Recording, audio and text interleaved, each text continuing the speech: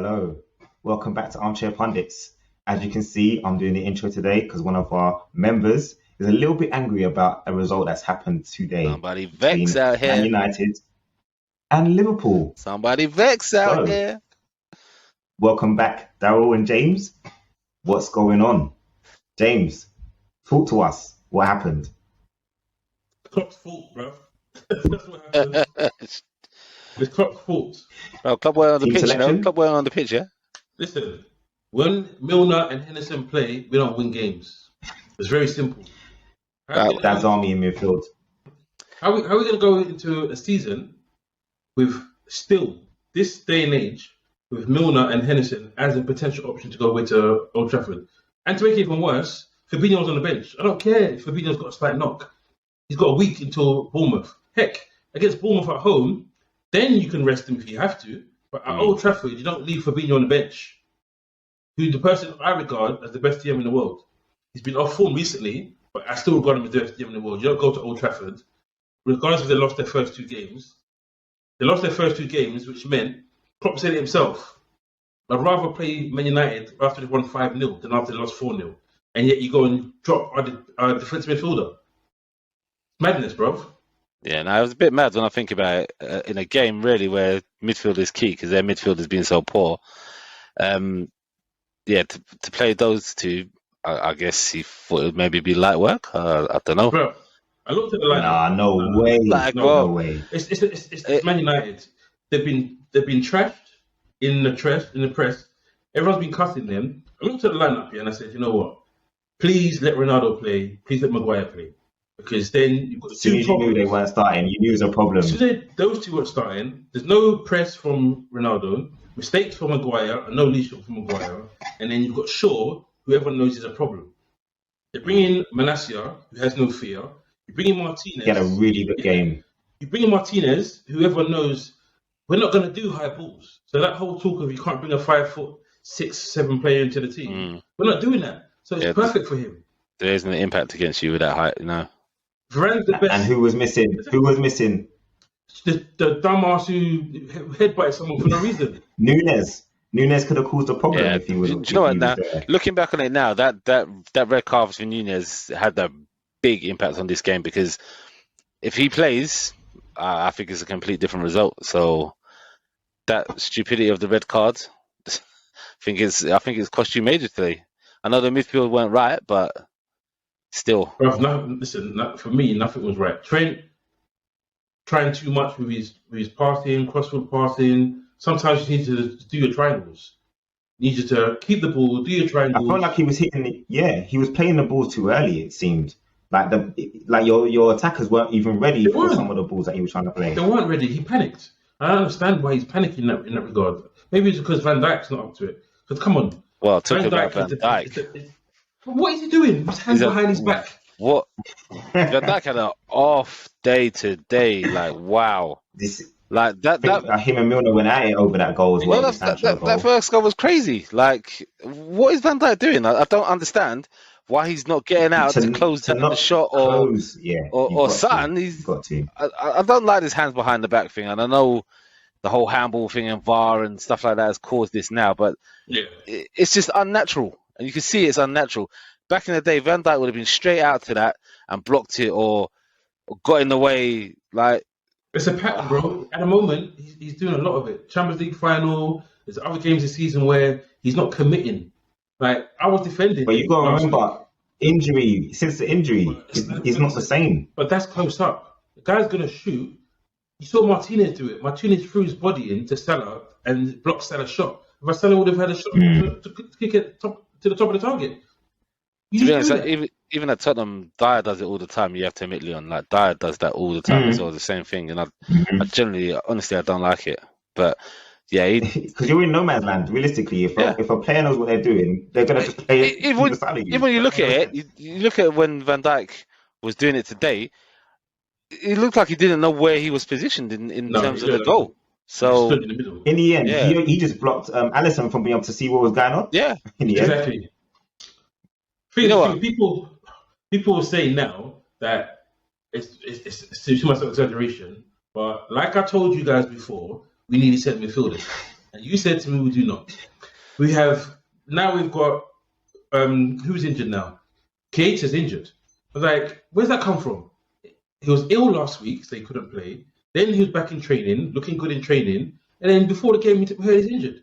I'm pretty sure in press conference on Friday, Klopp said he was ready to play, and he trained well. And then Klopp says in the interview that he's not leaving. I'm telling you he's not leaving. Probably not leaving because he can't leave because he's injured. No one's going to sign him. He's probably injured beyond the transfer window. So we needed those, at least one, because then you don't have Milner and Henderson. A lot of people are getting onto Harvey Elliott. I think he was the best of a bad bunch in our midfield. In the midfield, definitely. Yeah. I felt like he was the person that could actually do something. And Carvalho looked lively when he came on as well. Yeah, no. But Carvalho did was a little too late by then. Yeah, Carvalho made a difference when he came on. To be honest with you, Harvey Elliott, this season, he's probably been your best midfielder this season, if I'm honest with you. But I think the problem is people are looking at him and they want to see him be fantastic. A lot of Liverpool fans, he's not good enough because he's not taking the game by the scruff of the neck and he's not showing more. I would say, listen, he's 19. He's not supposed to be the starter in that regard. We're supposed to have other players that allow him to dip in and out and progress bit by bit. He's not, some people say he's a wonder kid. He's not a wonder kid at that level where you compare him to Real Madrid midfielders like Camavinga and them kind of guys. But he's a very good young midfielder that if we blood him properly, he could be a Liverpool player for a long time. But it seems like now we're trying to hang a hat on him to be our attacking midfielder because Thiago's done, not back until 18th or 19th of September. We're probably out of the title race by then, if this continues. I know we've got Bournemouth on the weekend, but Bournemouth will be sitting there thinking, you know what, if we have a go at these guys, we'll get a 1-1 because everyone gets at least a 1-1 with Alice in a game. Yeah, but they can't go at it. They have to play the same way, sit deep, and then try to counter-attack because you know you can't play open against Liverpool. Then they'll expose you. Fulham did. Teams aren't going to do that now. Fulham did, bro. Fulham did, and Crystal Palace did to a degree. They both played. They didn't sit back and say, only after they scored, before they scored, they came to attack us. And they got joy from it. And the tactics are not working. A lot of people are saying we should go 4-2-3-1. I don't think it's as simple as where you position the players. Maybe we should go 4-2-3-1 to give our defense a bit more cover. And then you have a number 10. You can have Carvalho sitting behind Firmino, or you can have Elliott sitting behind. That's their best positions. They're both number 10s. Give us something different. Because I didn't want to believe it, but it seems like we are being found out. You were saying it yourself on the previous show, Leon. From wide, we're getting found out and we're getting used to it in that regard. Yeah. At half time, it was Fulham that did it. Yeah. Fulham did it, didn't they? At half time, when I saw Martial came on, I said to my friend, listen, that's it. They're going to score a second goal because as sprightly as Elanga is, putting Rashford left wing is going to cause Trent even more troubles. He's going to get through and goal. And he did. Like an idiot, I took Rashford out of my fantasy team because I thought pre-season he did well and he's going to be a little differential. Took him out, bringing Kulusevski, and he scores today. So it was just even worse weekend for me. This is Rashford right now. Has a knack of scoring in the big games for United. Do you know what? Yeah, we have to give Man U some credit as well, though, because obviously they have been under a lot of scrutiny. They turn up their start to the season, and they did. No, they turn up and they performed today. They turn up and they performed today, and Rashford was on one today. Rashford was on one. I was happy to see that. Yeah, that's nice. Nice to see him back to a bit more like himself, free flowing, enjoying his football. So yeah, give credit to Rashford, give credit to United. And you know what? To make you feel better, James, I'm actually going to agree with you for once and say, you know what? You might be right. You might need some help in that midfield. And I'm also going to agree with you that it was Klopp's fault because you know what? I generally think Klopp was waiting for the protests and just wanted to pick up his free points. Nah, I don't think that. I won't go as far as that. Although I do agree, if they had the protest, they should have got 3 points. Because it's not the first time; they did it before. They had the protest. The game got postponed. It helped us in the end because we ended up battering them, and we ended up getting the top 4. But you can't do it twice. But with this tight schedule we've got with the World Cup, push that game till after the World Cup? If they're going to protest again, But that would be excuses. But if that happened, I was all for the points. A lot of people are saying he's looking for excuses. I don't think he's looking for excuses. It's the honest truth. Club wants just a nice 3 easy points when he can get it, bro, and he'll make up. But it wouldn't have made a difference. Would have had 3 points on the table, but the performance would have been the same. He needs to get the points on the pitch. The players need to get the points themselves. They need to earn it. Well, the protest didn't happen. You didn't get the 3 points, and now they're above you. So next week, what are you saying? Bounce back? Because we've been saying this for 2 weeks now that Liverpool are going to bounce back. But surely you're saying Bournemouth now, at home as well. Yeah, Anfield. The crowd is going to have to get behind you. Listen, apparently there's a witch at Anfield right now, so I don't know who's going to be injured by then. What are you? Who put a witch there? I don't know. There's a lot of. I'm not going to go into the names because that's Mane left some curse. Mane said, "Nah, but you never respected me. Give me a contract I wanted to. Give me the same respect that Salah got. You know what? Curse, hex for you lot. Watch." Listen, in honest opinion, I don't know who's going to be available because it's like we're losing 2-3 players every week. Something is going on with the training or something. I don't know. Do you think Liverpool need a bit of a recycle now?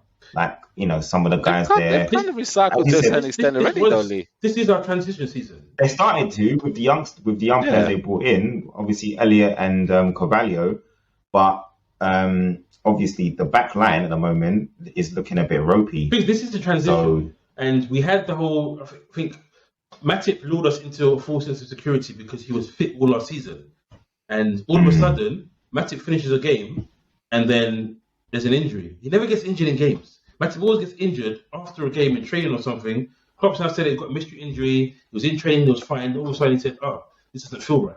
And now it's not 1, not 2, not 3, possibly 4 weeks. So I'm just praying that Gomez stays fit because that's my favourite partnership anyway. And if those two can get the partnership back together and he can wake up Van Dijk, because Van Dijk's looking a bit sleepy as himself. But I just don't know where the next injury is going to come from. And we needed to get someone. Maybe this will make Klopp say, you know what, FSG, we need to buy a midfielder. We need to buy someone in. Because if we go in the way we're going... You've got 7 days. There's still 7 days left. It's not happening. It's wishful thinking. You got time and you got the funds, but... you got time to pull something out of the bag. Only if someone is out for the season. That's the only way it's going to happen. And I'm not wishing that for any of our players. So it's not happening. Well, Bournemouth next week, we'll see. Again, like I said, we're saying the Liverpool bounce back, and it ain't happened yet. So we'll see what happens next week at Bournemouth. And talking about Bournemouth, well, let's go into that game this weekend. Bournemouth, Arsenal 3-0 away winners. Wow, they are kind of looking the part right now, aren't they? They're looking really sharp. The football they're playing is what Arteta has been longing for. You can see Odegaard's fitting in nicely now. He's settling down, and Jesus, as you just said, James, he's made such a big difference. He was exactly the type of striker they needed, and we called it. Definitely. We said he was going to be a problem. From City, being the main man, going from playing in a team where he's learned how to win. He's learned how to play in the Premier League and how to win games, and he's bringing that experience and that know-how to Arsenal, and you can see the difference that it's made. Someone who's hungry, and that's kind of what they wanted Aubameyang to be for them. He is doing the things off the ball that Aubameyang wasn't prepared to do, and that work rate, pressing from the front, showing the ability to hold the ball up, knowing where to be the right time. And he's not selfish. That's the other thing. You probably got to say that the selfishness, we owe part of that to Klopp, to be honest with you. To Pep for that, to be honest with you, because when you can't be selfish in their team. Yeah, when we first remember Jesus, when we all wanted to sign him, he was that greedy goal for goal striker, and that transition of that unselfishness has probably happened at Man City, and Arsenal is reaping the benefits from it now. And he's an absolute menace. He just doesn't give you no breathing room, no time. He's just an absolute menace. It'd be interesting to see how consistent he can do this for the whole entire season. Because if he keeps this up and he carries on with this momentum that he started the season with, Arsenal are going to be a real problem. I think he can. It's the confidence. It's knowing that if I don't score this week, if I don't score next week, I'm still going to start. I don't have to. Score to stay in this team.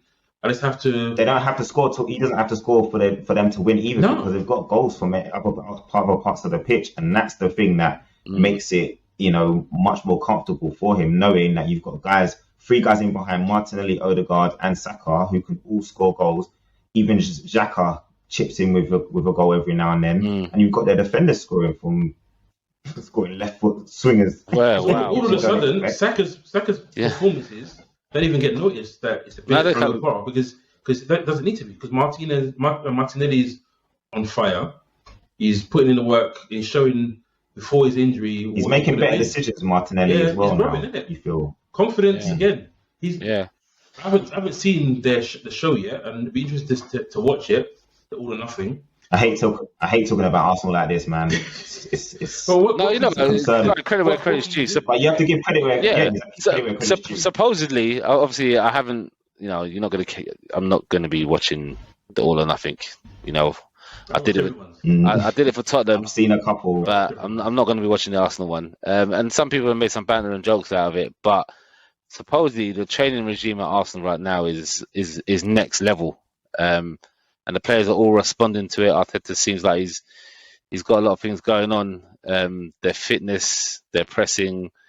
He's been working on all of that, and we're seeing it on the pitch. But the problem is, like you said, Leon, I know we don't like to see when they're doing well like this as Tottenham fans. But on the other side of things,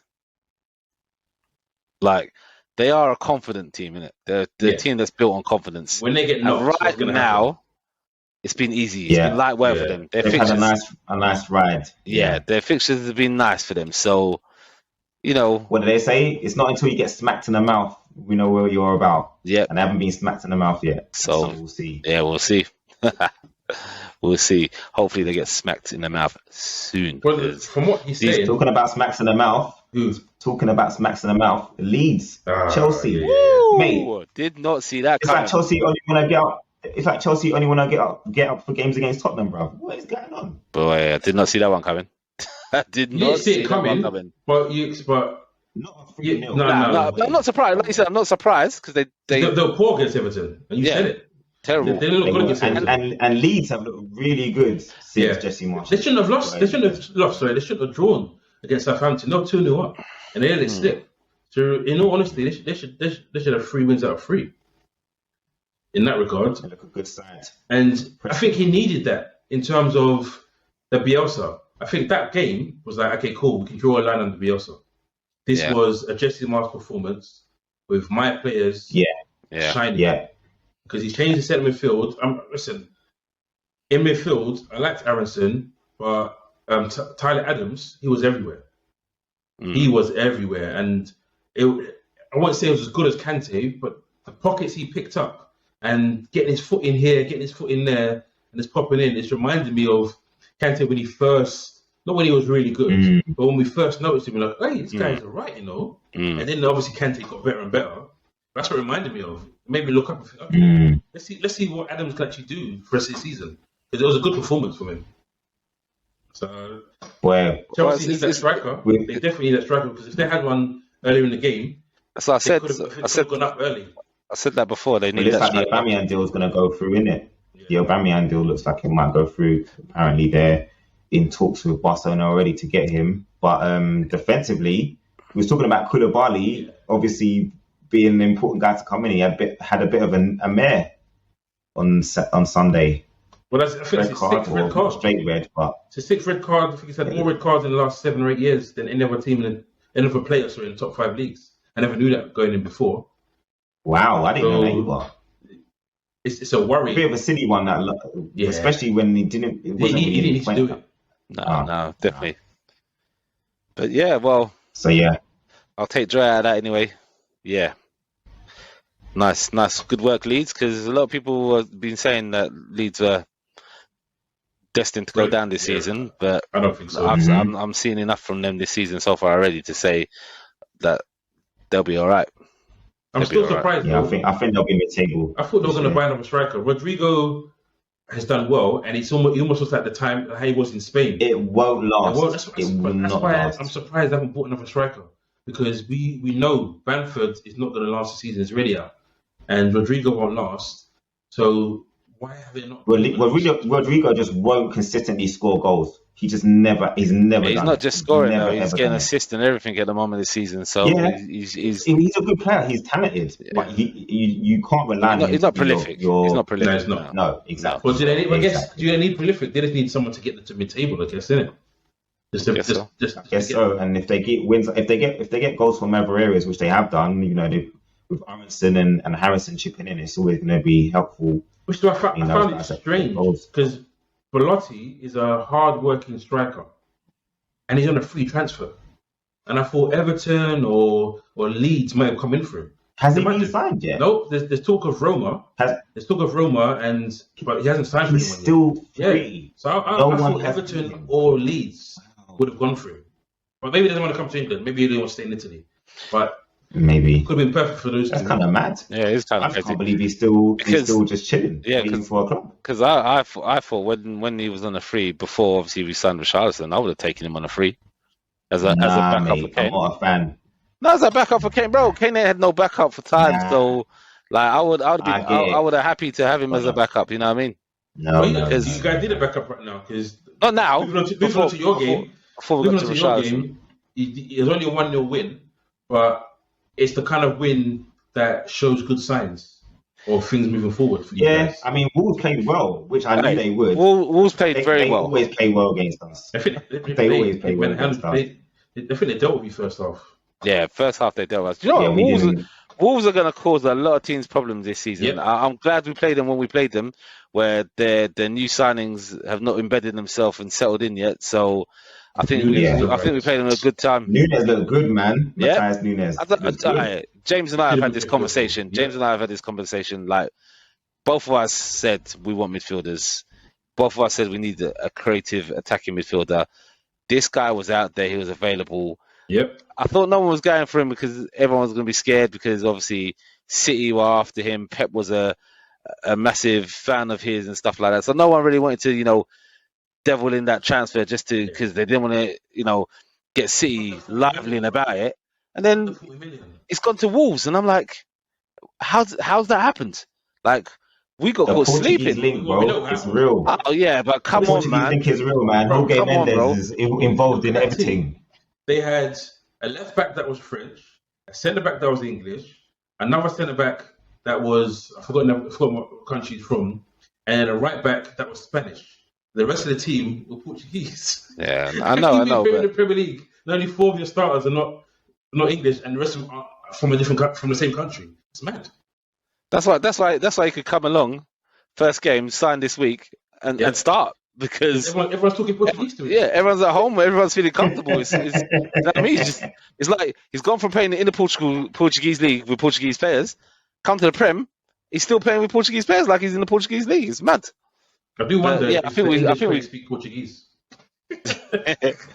I think we got caught sleeping on that one. Like, for me personally, I would definitely take that. And his performance already. Look, he's not even hit the ground running properly yet, and his performance was good enough already to say, like, he's going to be at 90 minutes exactly. He's gonna be a good player. So to be honest with you, I'm happy. Waiters with a handful as well. Yeah, I was happy to play them now and get the 3 points again. Same like Southampton last season. We owed them something from last season because they battered us in a match last season as well. So I think even Conte said it, like, if you took these matches that we've played and you take the reverse last year, there were 0 points and we've got 6. As long as we don't do the opposite with the wins that we got. Say, James. Yeah, true. Yeah. Go on. Tactically, do you think Basuma needs to start now? Højbjerg and Bentancur. I would start him instead of Højbjerg, but Højbjerg hasn't done much wrong. I think the issue is that control in the middle.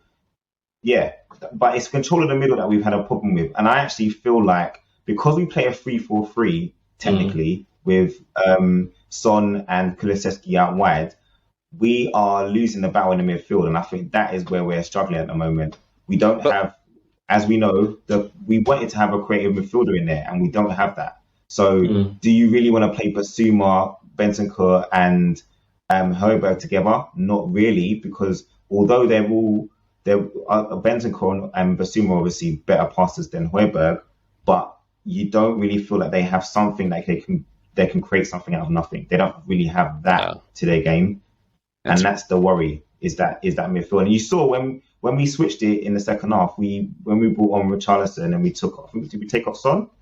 We took off. Yes. Yeah, Son. Yeah, Son. Kulusevski.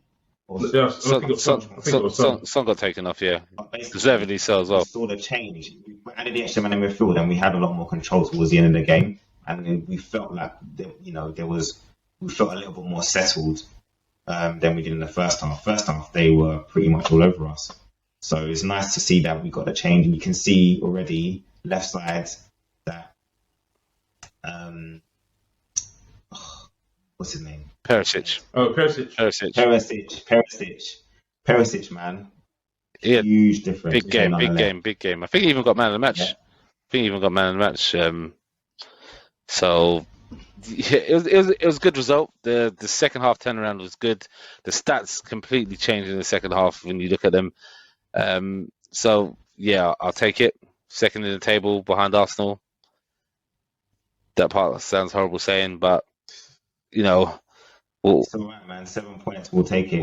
Remember that draws against Chelsea, which we probably should. It's the point earned. Yeah, point away from home and Kane. Let's congratulate Kane on his more achievements that he's got. This is all Kane's got. Because that team trophy. Yeah, because he ain't got no trophies at the moment. So yeah, we just got to give him his credit. Most goals in the Premier League for one team. 186, is it? Yep. So congrats. Yeah. So Newcastle City. Yeah. Woo! What a game that was. That was one of the best games I've watched in a long time. Game of the season. That reminded me of them old school days where remember when you had Liverpool Newcastle games. Like it was like that. It was a great game. And I'd say I was surprised that City came back into it because Newcastle were all over them. Yeah. Like so, City again, a bit like in the final game of the season to win the title last year. They showed that they've got battle and fight about them to definitely come back from them situations now. So yeah, it was a great game. Good result for the rest of the teams.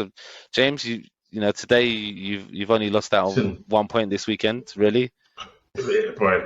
I sat there and I thought, okay, you know what, this is good. Especially when early on, Foden did the exact same thing he did the week before. It was through on goal, a silly angle, and all they had to do is square it. And Haaland kicks it into the empty net. And I said, this could cost them, That's what I said to myself watching the game.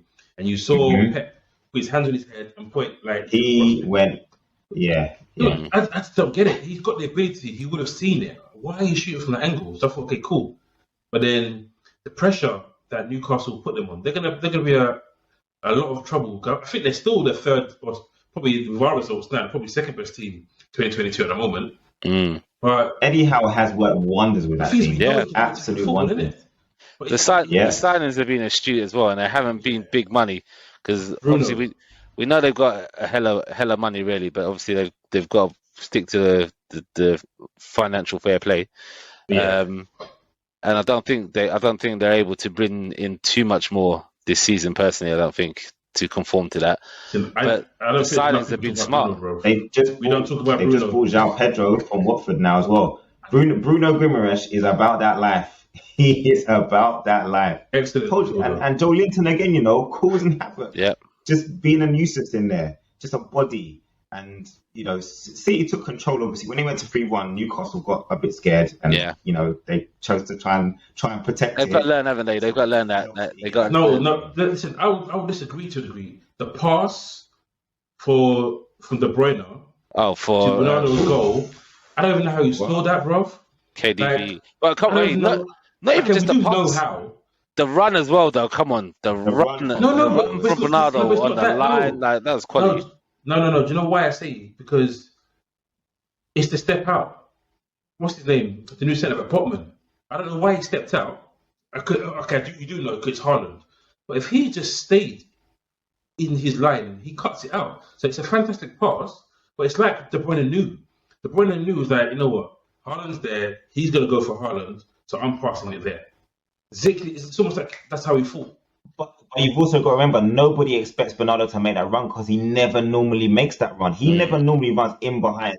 You see it with Foden, you see it with Mahrez, you see it with Haaland, obviously, but you never ever see Bernardo making that run in behind the defence. Nah, he doesn't usually do that. He normally looks for a space like David Silva used to do. Yeah. He looks for space to be able to play those little passes or use a little bit of quick feet to make room, but in behind, no one's expecting. There isn't enough of De Bruyne out there, but it makes me sick when I sit there and think we've got no Thiago.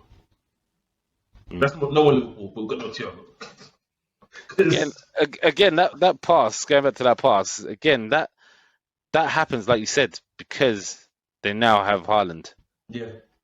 You know, so that guy makes an impact even when he's not directly involved. When he's not involved, it's like, it's crazy. 100%. It's crazy, but you've got to be aware because you know that he's capable of running in behind and he's strong enough to hold up the ball. Yeah. His hold up play is probably the weakest part of his game, but he's strong. Bro, the one-on-one, so you're not going to be able to barge him off. The one-on-one that he missed, when he carried man on his back. Most strikers are falling over. Yeah. Most strikers are falling over. Yeah, it was a good save on Pope from that in the end, but Pope had a good game because when he went to 3-3, boy, woo. Bro, when he went down injured, Newcastle I was sitting there begging, please get up, please get up. I don't want to see the Bradford come on because I know it's a mistake. That's a bit harsh with the Bradford. I don't think. Bro, listen, he's got clangers. It's just a shame he can't kick. He's got clangers, to be honest. It's just a shame he can't kick. Yeah. He's better than Pickford. Yeah, as a goalkeeper, yeah. Yeah, definitely. He's better than Ramsdale and Pickford as a goalkeeper. Bro, he just can't kick like them. Just, no. But yeah, so that's a draw. 1 point each for those teams that, well, it's going to be top half of the table teams by the looks of it. Obviously, you're expecting City to be top. But I'm thinking Newcastle are going to be about it as well. So, yeah. Interesting. They're challenging for Europe. Yeah, definitely. They might be replacing West Ham, who are rock bottom right now. Yeah. Well, no wins at all. No goals. They haven't scored. They have in Europe, though. They have in Europe. Skamaka scored in Europe. And Bowen scored a banger in Europe as well. But do you know the mad thing is? Like, do you remember last season when they used to have matches, European matches, and then the results in the Premier League after the European matches used to be impacted? I feel like it's going to be even more this season because well, you know that everything's condensed. Yeah, everything's condensed, so it's definitely going to have an impact.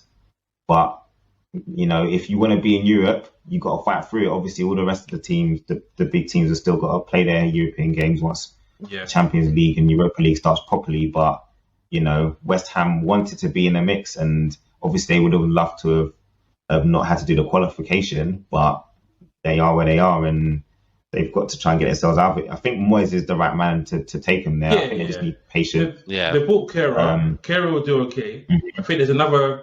They bought Palmieri, Emerson from Chelsea. Whether he'll start, cause it's an interesting one because left back, what's his name? I forget his name now. That plays Cresswell. Yeah, Cresswell. Are they going to go to a back three now and then play Emerson Palmieri as a wing back?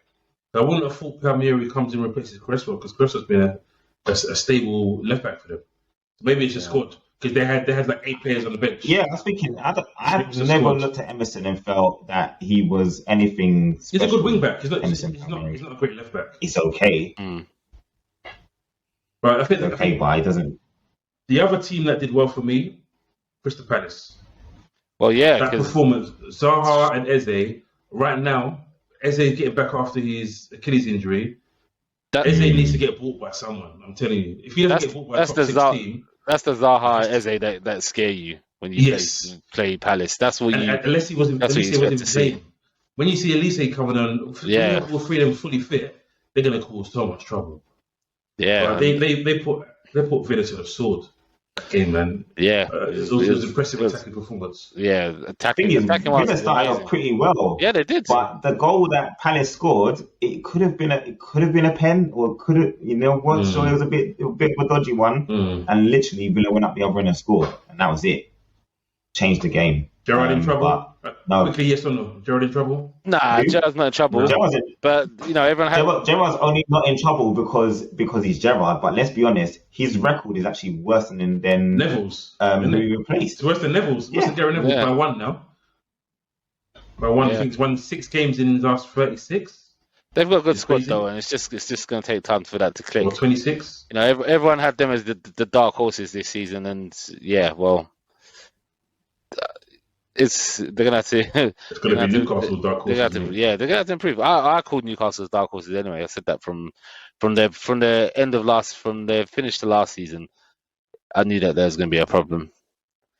But talking about relegation, possible 6-pointer. Well, 6-pointer already. Fulham and Brentford. Fulham, Brentford. Are you gonna go Everton and Nottingham Forest? I was saying Everton and Nottingham Forest. Fulham and Brentford look alright.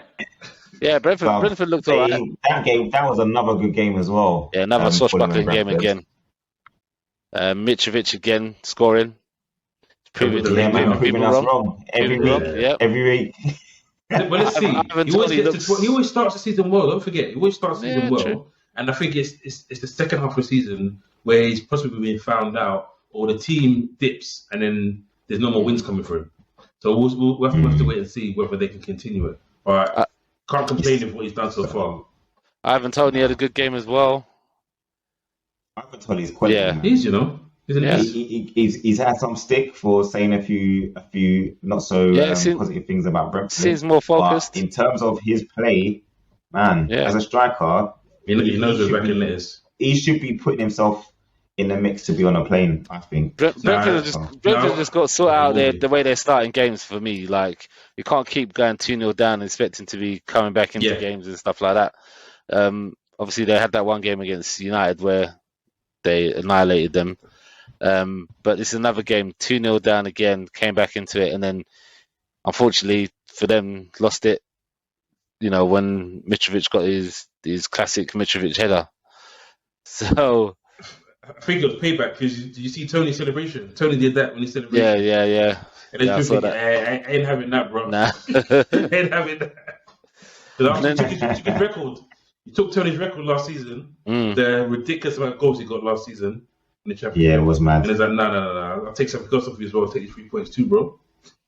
So you said no when I said about Tony trying to push himself in the mix. Because of Wilson. You said no. Because if Wilson... If Wilson stays fit, then Wilson is ahead of him. Wilson's goal record is actually ridiculous when it goes to games. When he's fit, he just doesn't stay fit. For me, Wilson's the better option as well because he's a complete different option to Kane. Yeah, and that's what you'd want really. Do you know what I mean? Ivan Toney's not the same as Kane, but it's not. I would say it's the same. Kane, it's the same kind of same kind of structure of player. Do you know what I mean? But the other relegation battle, it's kind of mad saying that this early in the season, but Everton, when Nottingham Forest went up, I thought, it's trouble for them. But and late as well. 17 signings, bro. 17 signings, though. Are they gonna get that? Bro, if they don't survive, they could be in trouble next year, mate. If they don't survive, because I'm sure enough of them signers have got like a relegation. Yeah, they must have. Because I didn't realize how many players they had on loan in the Championship to get up there. So it's amazing they actually got up there with that many loans for them to have to then go out and buy so many players. So realistically, I don't think they'll stay up. There's too many other teams that are ahead of them. Everything might end up going down with them, so it probably is a relegation battle, and we need to sort ourselves out as well. As James said, Pickford's kicking, which keeps him in England's number one. What an assist! Yeah, what an assist! He's learning from Alisson. You mean Edison, bro? Alisson's done it twice, bro. Man United and against Arsenal. Yeah, and Edison's the better kicker, though, bro. I know Edison's the better kicker, bro. You're gonna have a debate about who's a better goalkeeper. What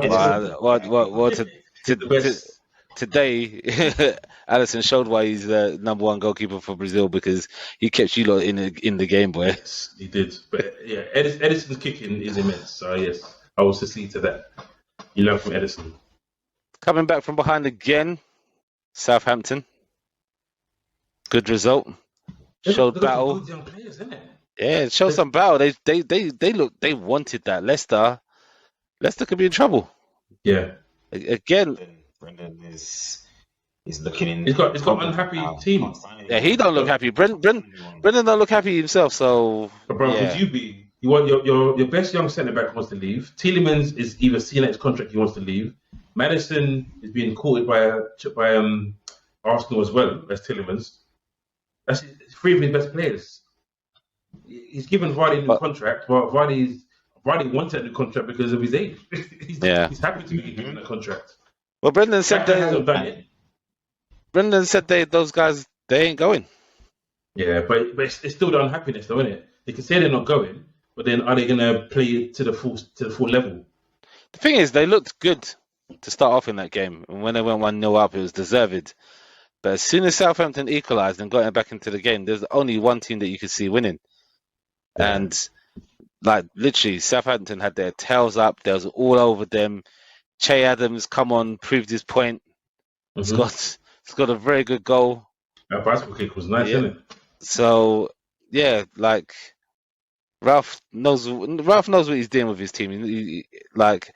I think sometimes he gets a bit down and disappointed when they don't get the results they deserve sometimes. But the Jekyll and Hyde, isn't it? That's why. Yeah, true. Yeah, man. They have some terrible performances, and then the next week you're like, where was this team? Yeah. But it's a good comeback from behind win for them, and yeah, that's helped them out as well. So yeah, it's been an exciting weekend. Some good games, some good fixtures. It goes to show this season's going to be one of those ones where it's going to be all over the place, because it seems like every team's got that performance, that potential in them this year to grab a result out of nowhere. Let's just hope Haaland doesn't actually click until like March. Well, they got Palace. They got Palace next at home, so Palace actually do well against them over the last two. They do, so it'll be interesting to see how Vieira sets them up against them. And obviously, I think we got Forest away, so 3 points. Yeah, it's going to be interesting to see how we do. Better be 3 points. Better be 3 points, but we need to. It needs to be. There's no guarantee. We need to start off fast, though. I'm fed up with this slow start in games, this tentative start to games. I'm like, come on, man, let's go out and kill these teams. Probably not going to. I think Conte's fed up a bit too. Probably not going to be that way playing away from home, but yeah, we'll see. And and then Bournemouth might pull another surprise out of their hat again. No. Listen, enough is enough. Klopp is going to have to sort this out. Whether he goes 3 at the back, but you can't go 3 at the back because that'd have been having Phillips. He has to just not play Milner and Henderson. If they don't start, we win the game. Yeah. Simple. Yeah. Well, Leon, seeing though James is the upset one again, still looking at him, he's still got his Hulk in his hand, still vexed, still angry. I think you should sign off for today and see us off till next week. On that note, thank you all for watching. Please remember to subscribe to our channel, and we'll see you again soon. Thank you both James and Daryl for joining. James, till next week. There you go, James. Yeah. There you go. Yes. It's a 3 o'clock kickoff. Stroke your hand, James. Live. It's a 3 o'clock kickoff. I can't watch it live. So, because watch from my phone. Live score. Look, we can't even stop him. He's still on one. I'm gone. I'm walking out. On that note. Bye, everyone. See you later.